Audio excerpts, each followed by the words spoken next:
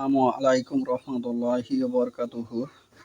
আলহামদুলিল্লাহ ওয়া সালাতু ওয়াসসালামু আলা মান লা নাবিয়্যা বা'দাহু। আউযু বিল্লাহি মিনাশ শাইতানির রাজিম। বিসমিল্লাহির রহমানির রহিম। আন আবি মুসা ক্বালা ক্বালা রাসূলুল্লাহি সাল্লাল্লাহু আলাইহি ওয়াসাল্লাম লা নিকাহা ইল্লা বিওয়ালি। আজকের বক্তব্যের বিষয় হলো বিবাহ।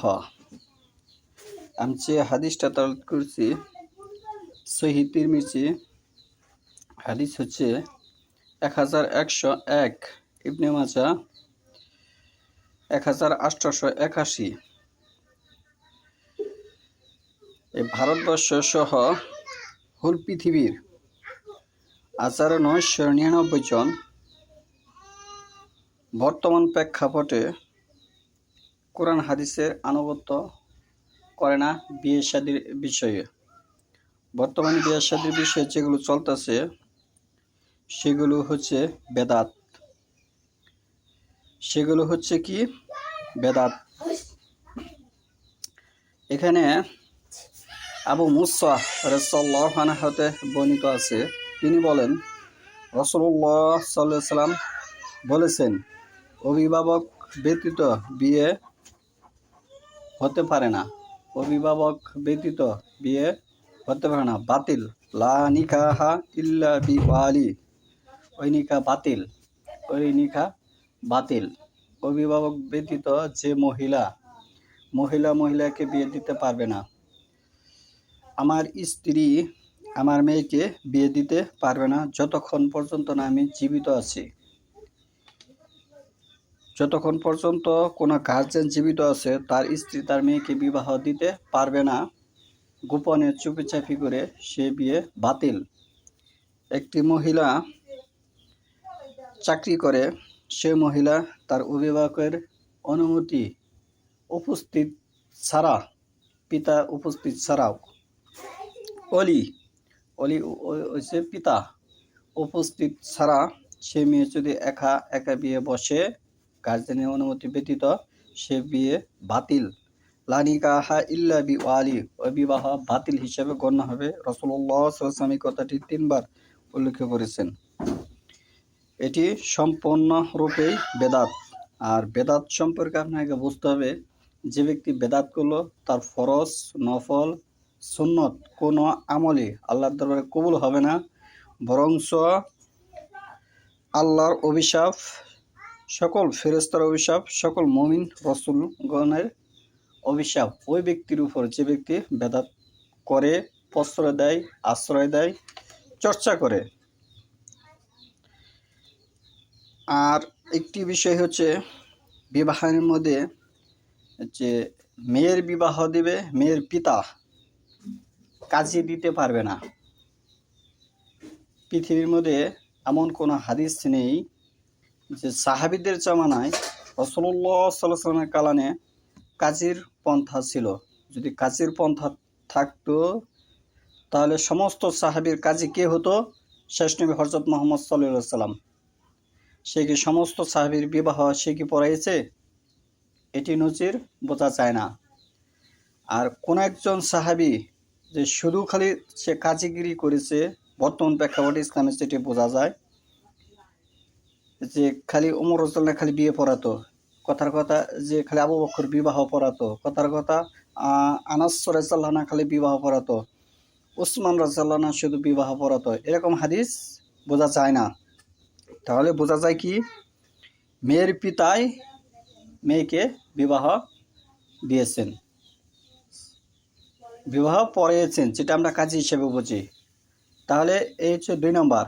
3 নম্বর হচ্ছে যে এই বর্তমান প্রেক্ষাপটে বিশ্বের মধ্যে বিবাহের নামে যেগুলি চলতেছে, যে কবুল শব্দটা হাদিসে কোনো জায়গায় পাবেন না, সেটি হয়তো বা কোনো টেলিভিশন মিডিয়াতে পাবেন। হাদিসে কি আছে? কাবিল তু। তাহলে এখানে আমাদের হোল পৃথিবীর মানুষকে দিনী দায়ী যারা, আমার পূর্বে যারা দিনী দাওয়াত দিয়েছে, তারা মানুষকে কানাকে হাইকোর্ট দেখা নিচে কথা, এ মানুষকে ইসলামী দাওয়াত দিয়েছে যেভাবে, একই রকম কথা। এটি ভুল পন্থা। এই 3টি কাজে বিয়ার মধ্যে সবচেয়ে গুরুত্বপূর্ণ, 1 কবুল, যে উচ্চারণটা সে মুখ দিয়ে বলবে সেটি হবে কাবিল তো। আর 2, অভিভাবক ছাড়া বিবাহ হবে না, যেটাই আজ পর্যন্ত হয়েছে এর পূর্বে এগুলি বেদাত হয়েছে। এগুলি আবার পুনরায় বিবাহ পড়াতে হবে অভিভাবককে উপস্থিত থেকে। যদি অভিভাবক না থাকে তার ভাই হবে, মানে মেয়ের চাচা হবে অভিভাবক।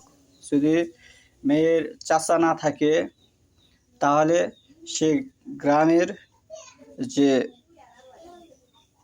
মসজিদ আছে, মসজিদের সভাপতি যে ন্যায়নিষ্ঠ ব্যক্তি সে হবে অভিভাবক। ন্যায়নিষ্ঠ ছাড়া মসজিদের সভাপতি হওয়া যায় না। তাহলে এভাবে 3টি স্তরে আপনি যেতে পারবেন। প্রথম স্তর পিতা, দ্বিতীয় স্তর তার নিকট রক্তের যে কোনো একজন আত্মীয় যে অভিভাবক হিসেবে যোগ্য, তৃতীয় স্তর হচ্ছে তার মসজিদের যে সভাপতি, যে সমাজের দেখাশোনার পর্যবেক্ষণে থাকে, সেরকম একটি যোগ্য ব্যক্তি, ন্যায়নিষ্ঠ ব্যক্তি হতে হবে। আর তৃতীয় স্তরে এসে কাজীর পন্থা ইসলামে নেই। ইসলামে বিবাহ তার মেয়ের বিবাহ তার পিতাই পড়িয়ে দিবে।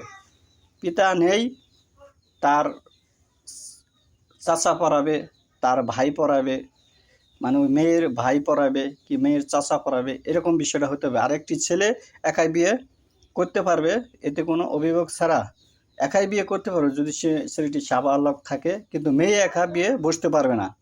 এই পন্থা সমাজে যেটা ইসলামের নামে চালু আছে, এটি একেবারে বেদাত, চরম বেদাত। বেদাতের তো একটি যে বেদাত, এর মধ্যেও একেবারে চরম পর্যায়ে বিষয়টি। বেদাত আবার অনেকে আবার বেদাত ভাগ করে, কয় বেদাতে হাসানা, বেদাতে সাইয়া, বেদাতের মধ্যে কোনো ভাগ নেই। তাহলে বিষয়গুলো যদি কেউ বিবাহ শাদীতে সূচনায় ভুল করে, ওই সংসারে কল্যাণ বয়ে আনবে না, এবং উশৃঙ্খল থাকবে, অশান্তি থাকবে মনের ভিতরে, এবং সর্বদিক দিয়ে একটি বিশৃঙ্খলার মধ্যে সে বসবাস করবে। এবং সূরা বাকারার বক্তব্য এসেছে যে হে মুমিন পুরুষ, তোমরা মুশরিক নারীকে বিবাহ করো না। আবার অনুরূপ মেয়েদের বিষয়ে কথা বলা হয়েছে, হে মুমিন নারী, তোমরা মুশরিক ছেলেদের কাছে বিবাহ বসিও না। তাহলে বিষয়গুলো মাথায় রেখে সুন্দর জীবন গড়ার জন্য সুন্দর পরিবেশ গড়তে হবে। এবং ছেলে মেয়েকে দেখতে পারবে এক নজরে, এতে কোনো সমস্যা নাই।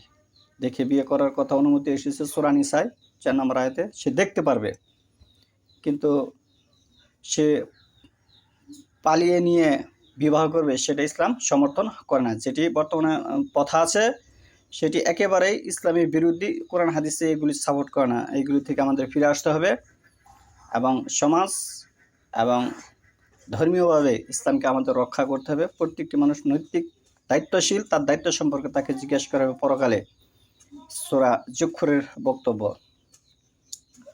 তাহলে আমরা যেগুলি ইসলাম সমর্থন করে না সেগুলি থেকে আমরা বিরত থাকব এবং অপরকেও রাখবো।